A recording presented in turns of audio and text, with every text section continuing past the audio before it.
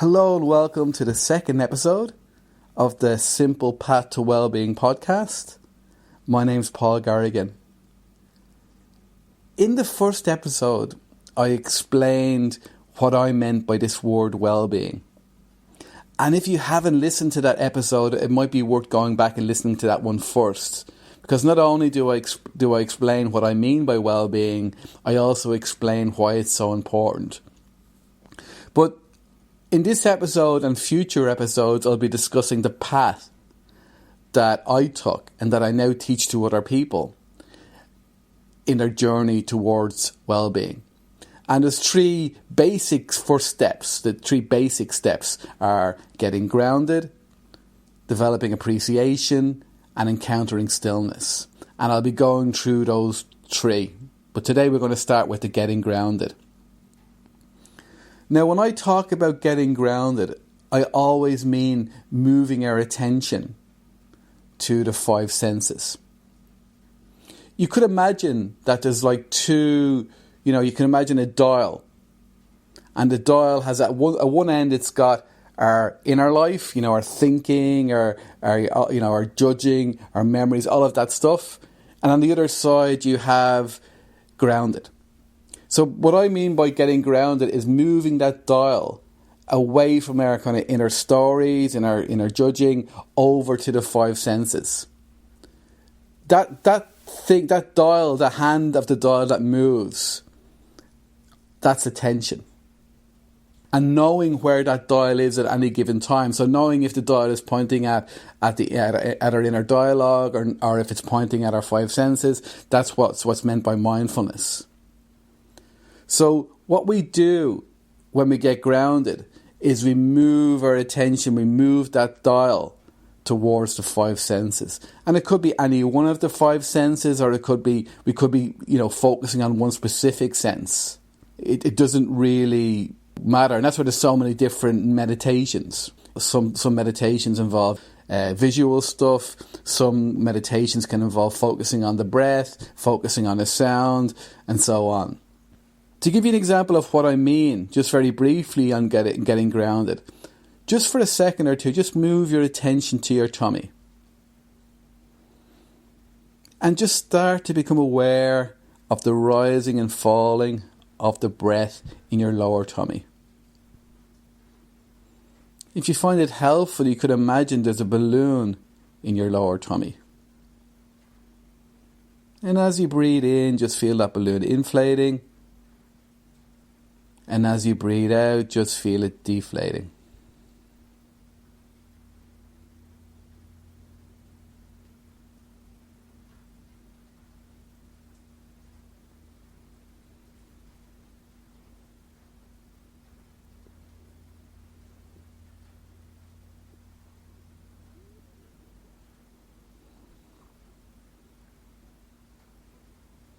And as you do this, just see if you can notice how it changes your perception.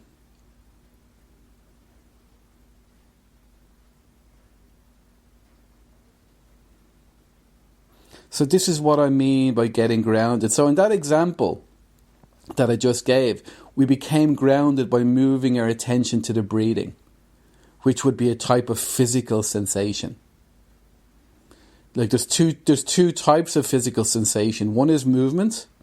So that's why things like martial arts and Tai Chi and all of this kind of thing can be forms of, moving meditations. But a lot of the sensations we focus on is internal ones, like the breath or other body sensations, like when we're doing a body scan. One of the interesting things about getting grounded is this is something that many of us intuitively do when we become very stressed or very kind of overwhelmed.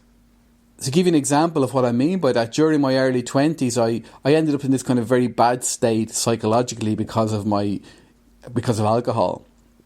And I ended up, so bad I was on the streets. I was living on the streets for a short period. And I was in this incredible state of mental distress. I just could not stop thinking. And I reached a point where even the alcohol wasn't slowing down the thinking. And at that time, I would have gladly have gone to a psychiatric hospital, but I was too distressed to tell anyone how distressed I was. I was just completely overwhelmed. During that period, the only relief I would get, I was living in London at the time, I would go walking the streets of London. And while I was walking, I was getting some relief.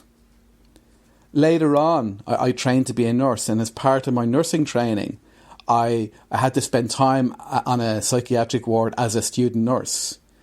And what I saw there made a lot of sense to me. I saw people pacing up and down, I saw people rocking, and I realised that they were doing a similar thing to what I'd been doing. That by moving your attention to something physical, we get some relief. That without even being told to, we intuitively know to get grounded.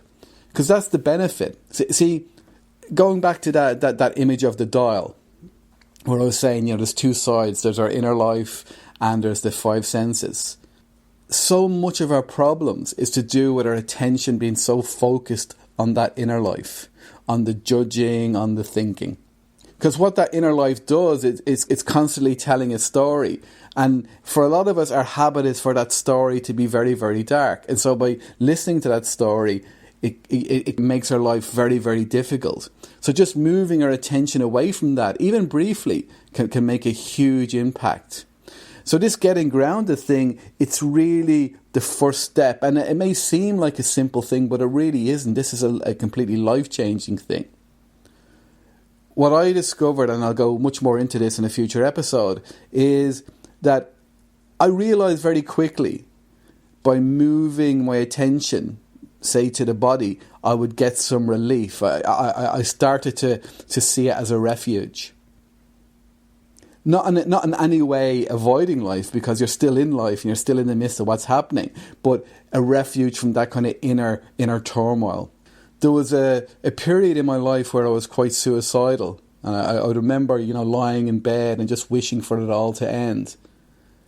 But what I realised is that I wasn't looking to escape life. I was looking to escape that story in my head, that constant narration, that constant judging and questioning, and that never stopped. That's what I was trying to get away from. And grounding is what got me away from that. And initially, when we start to experience that, it's an incredible relief. And yeah, sure, we can only kind of do it briefly in the beginning, but we get much better at it. We start to be able to do it for longer and longer. Once we can get grounded, then we start to notice something else. It's from being grounded that we start to notice that there's something else there as well, which is stillness. And I'll be going into that, as I say, in a future episode. For a long time, I didn't see the significance in grounding because it seemed such a simple thing. So when I came to Thailand here about 18 years ago, I visited different meditation teachers, and I stayed in different temples and so forth. And I started to engage in these very deep meditation practices. But then about 17 years ago, I came across this other monk in Hue Hin, and he was teaching me this hand-moving meditation where you just focus on the movements of the hands. If you're interested, there's a video of this on my YouTube channel, and I'll link to it. And this monk was going to show me this hand-moving meditation. And initially, I completely dismissed it. I was kind of really wanting them to teach me the real stuff because this just seemed childish. Because it was just basically, focusing on getting grounded and focusing on movements. But this turned out to be the most hugely important meditation for me. And it still is. And I teach it to other people in the rehab where I work. This simple thing of getting grounded. If we could just do that one thing, it would really revolutionize our life. And if we skip it, or if we just see it as beneath us almost, or not important, it can be a real stumbling block. And for some people, so for the teacher Lung Pa Tien, who created the hand-moving meditation, that was all he really ever did. And, he developed this incredible, profound kind of insight and incredible and profound peace like from that simple practice. So getting grounded, if there's one thing, if you can only do one thing, I'd say that's where to start. That's the one thing. That will be the thing that will change your life. And really, you doubt it, a lot of us are going to struggle to make any progress. I first got into mindfulness as a teenager. I was about 13 or 14. I was through the martial arts. And at the time, my family was kind of going through this breakup, and I was very, very overwhelmed by it. I went through a lot of stress. But what I used to do then, during that period of my life, I used to just go through what's called the forms in Kung Fu, these different kind of flowing movements. And while I was focused on those flowing movements, I would get some relief. So again, it was just me, not really intentionally, but kind of just unintentionally grounding myself and getting the relief from it. So I want to give you another example of getting grounded, and this is one that I use a lot with for myself and with other people. And it's just a basic body scan, and we'll just do this briefly. If you're doing something that involves a lot of concentration or driving or whatever, maybe skip this bit. But we'll be only doing it briefly anyway. So just begin by bringing your attention to your toes and just see if you can notice any sensations in your toes. Now move into your feet, ankles, lower legs, calf muscle, shin.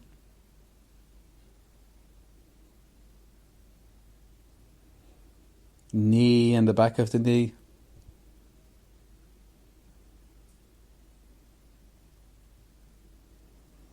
Upper legs.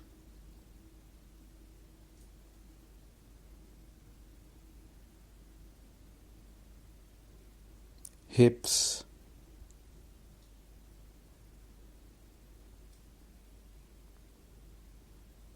Tummy and lower back. Chest and upper back.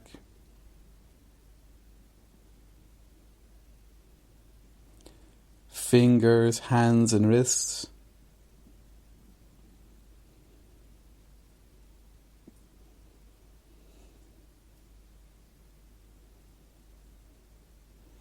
Lower arms, elbows.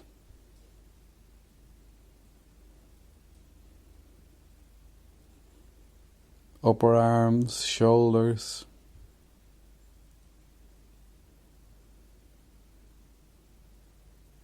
Neck.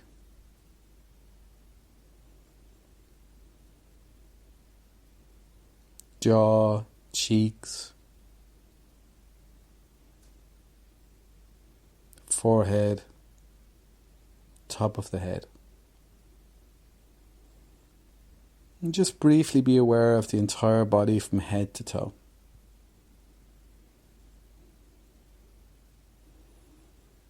And just notice how grounding yourself in this way changes your perception.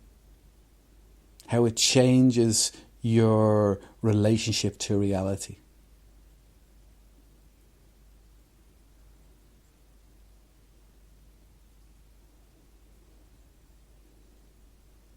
Anytime you sit down to meditation, the first step is to get grounded, and you can do something like a body scan or just focusing on the breath like we did in the beginning. I mean, there's so many ways to do this, but it's also really important to start to get grounded as you go about your day, throughout the day. There was times in my life when really this was all I could do, and it was such a help, such a great help to me, such a refuge. You know, there was times when the only thing I could do was really feel my hands on the steering wheel while I was driving. And whatever was going on with me, you know, whatever issue was going on, I would get some relief from it. If things were, you know, if I was going through a lot of inner turmoil, I would just go for a walk and just focus on that walking, on the movement of walking. And I would escape that inner turmoil.